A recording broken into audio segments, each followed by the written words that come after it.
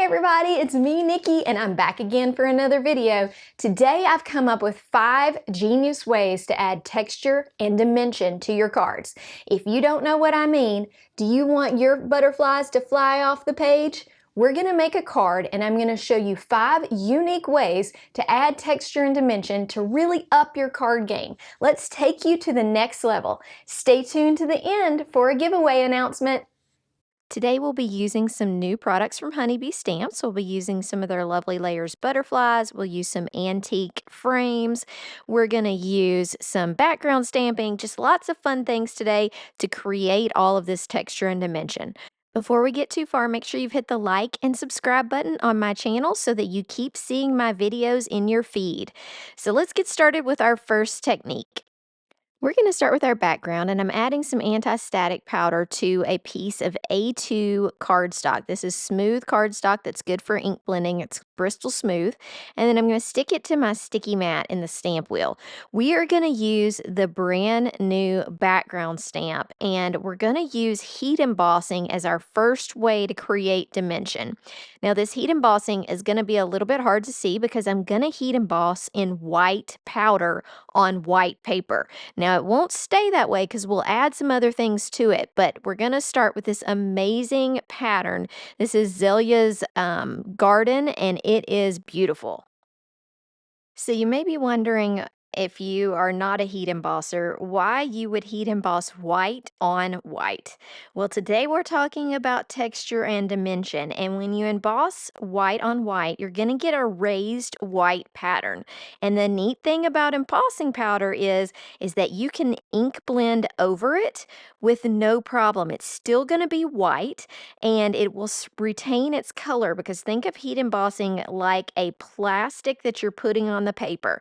And this one, in this case, is white. So let me show you what that ends up looking like when we add our amazing ink blending to it. So you can see this pattern start to form. I know that it's hard to see because it is white on white. You need to be careful with where you put your hands. You'll see me using my tweezers to hold this in a very small area, because I do not want that beautiful pattern to go away. Now, let's start adding ink blending over this embossing, and this helps you see it a little bit better. I'm going to say this is a very light purple, and it's hard to pick up on the camera, so I'm going to try to kind of zoom you through it so that you can see. But do you see the pattern starting to appear?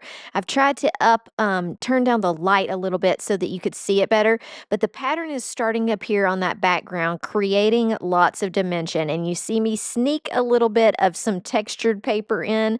That's coming soon. So I'm using Catherine Pooler Frosted and Serenade. Serenade is a little bit darker, so hopefully you'll see the pattern a little bit better.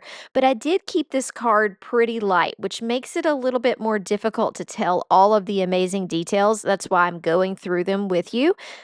So my focal point is going to be in the center of the card. So I'm taking my lightest ink about 2/3 of the way in, and now I'm coming in with the darker ink, and I'm doing about 1/3 along that edge. It just draws your focal point to the center, and we're going to add, of course, a whole lot of other things that do this. And we're also going to do some specialized ink blending on our die cuts to create a 3D look. But this spotlight is just a basic way you can really bring people's eye to the center of your card or to a section of your card, and it just makes it more intriguing. Okay, technique number 3 is using specialty paper. Now, specialty paper can be a lot of different things. This one specifically is very fibrous. It's almost see-through, but it feels like handmade paper. And you probably have some of this in your craft room. If you really get into using specialty paper like I have, then you want to consider getting a Your Paper Insider subscription. They send you 20 pieces every few months, and that's where these pieces are coming. So I'm going to be using this kind of matte silver.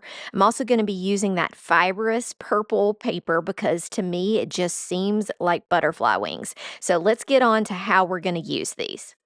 So for this beautiful purple paper, I'm going to go ahead and start die cutting. We're going to die cut the butterflies in white paper, and then we're also going to die cut them in that beautiful purple fibrous paper that seems like butterfly wings. And I'm going to show you how we're going to add these two things together to create some amazing texture.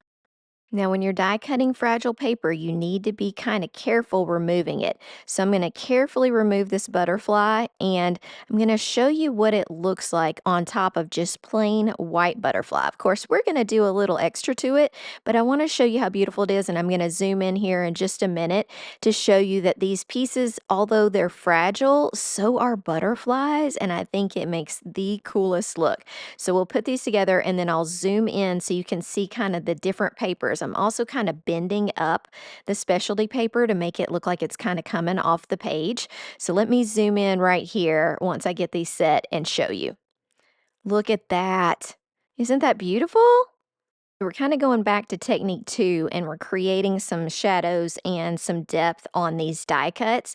These die cuts have this amazing embossed imprint of the butterfly, like all honeybee layers dies, they have really cool imprints and I know that's so hard to catch on camera, but I'm putting a little bit of color down and then I'm going to add some shadowing, and I know this is going to be behind our little butterfly, but we're going to take that specialty paper and kind of fold it up, and so this is going to look amazing.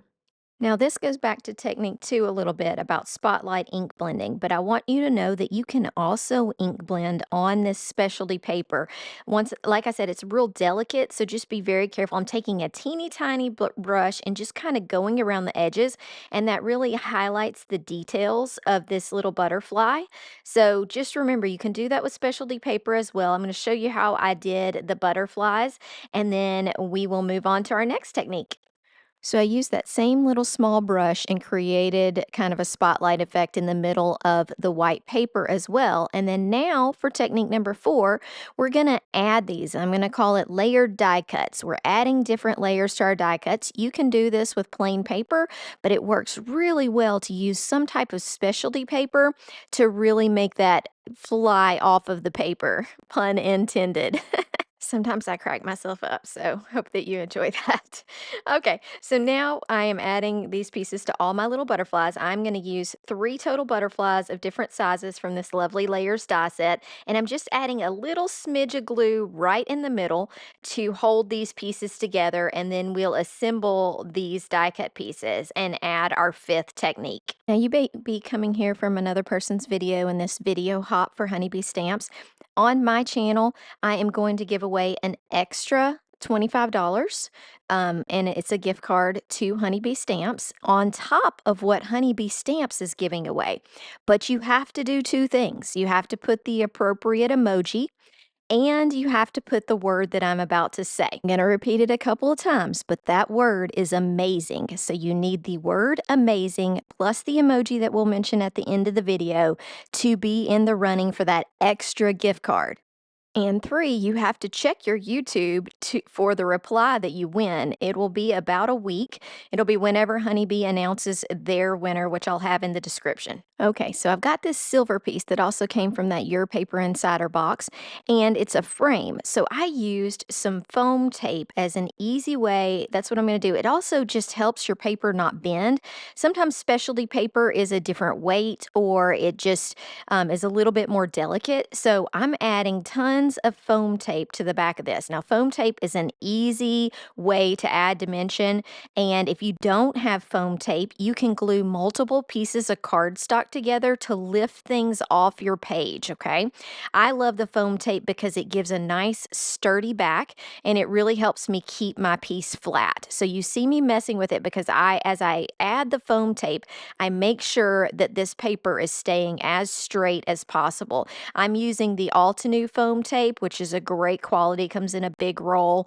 And of course, I will list all of my supplies below this and in the description. If you are shopping for any of these things, please consider using my links, as they do help me do things like provide extra gift cards and giveaways for you. And a couple pointers about lining this up. If you have a grid mat like I do, you can find the center of your card pretty easily, and it makes sticking things like this on so easy. I had to throw in one bonus tip because this often gets overlooked, but think about die cutting your sentiments. I love die cutting my sentiments because I just like that little white edge around them, but a lot of people will just stamp them directly onto a page, and that's fine. But if you die cut them, then you can use some foam tape behind them, or you can just have that extra raised area that is created from the paper to add even more dimension to your cards. I did color the middle of the butterflies with C9 Copic marker. One thing I want to mention when you're adding dimension, that gluing, you can be an expert gluer. So I'm just doing the center of these so that these pieces stick up even more, because I've kind of folded my butterflies a little bit so that their wings look like they're actually flying. So just remember, using glue sparingly and in a certain area can also help you keep some dimension on your cards. Now let's look at this card up close. Once again, we've used lots of honeybee products. I hope that you enjoyed this video. We went over 5 different ways. Stay tuned for me talking at the end so you can grab that emoji. Okay, what did you think about that video? This card is crazy with its texture and raised elements and just spotlight effects. We went through 5 different ways. We looked at heat embossing. We looked at ink blending. We looked at specialty paper. We looked at foam adhesive and layered die cuts, plus a few bonus tips. If you haven't done it yet, make sure that you comment below. You need to put an emoji of a purple heart or just write purple heart to be entered in the video hop giveaway today. Honeybee is giving away gift cards, and we will pick those winners from whoever likes, subscribes, and does comment the correct emoji. So I hope to see you in the comments. Also, just tell me, what was your favorite? Which way do you want to add to your cards to level up your game? I'll see you soon. Bye!